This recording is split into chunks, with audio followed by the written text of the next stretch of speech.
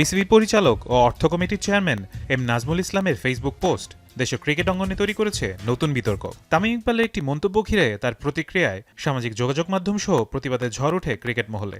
পক্ষে বিপক্ষে ক্ষুব্ধ প্রতিক্রিয়া জানাচ্ছেন বর্তমান ও সাবেক ক্রিকেটার সহ ভক্তরা। ঘটনার পর বিসিবি সভাপতির কাছে প্রতিবাদ লিপি পাঠিয়েছে cricketers welfare association of Bangladesh কোয়াপ। বলছে প্রকাশ্য ক্ষমা চাইতে হবে সংশ্লিষ্ট পরিচালককে, আর তাকে আনতে হবে জবাবদিহিতার আওতায়। পাবলিক প্ল্যাটফর্মে আসলে এই টাইপের ওয়ার্ড যখন যেখানে কিছু ইউজ করা ঠিক না, যাত্রার ব্যাপারেও কথা বলা ঠিক না, এটা অবশ্যই আরেকটু দুর্গন্ধ হতে পারত। মানে এই ধরনের আসলে আমরা আশাই করি পরিচালক, বোর্ড পরিচালক এবং ওনার নামে আসলে এইভাবে করে কোনো মন্তব্য আসলে এটা গ্রহণযোগ্য নয়।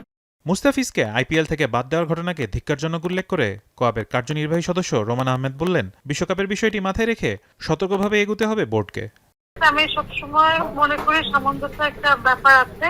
মুস্তাফিজের সাথে যে ইস্যুটা দেখিয়েছে এটা অবশ্যই আমি ডিসকাস জানাই। তো ওয়ার্ল্ড কাপে এটা অবশ্যই নিরাপত্তার একটা ব্যাপার থাকে।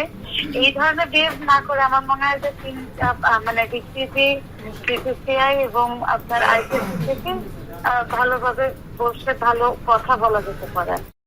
সব মিলিয়ে এক ফেসবুক পোস্ট ঘিরে শুরু হওয়া এই বিতর্ক এখন বিসিবির ভেতরের শৃঙ্খলা, জবাবদিহিতা এবং সিদ্ধান্ত গ্রহণের প্রক্রিয়াকেও প্রশ্নের মুখে ফেলেছে।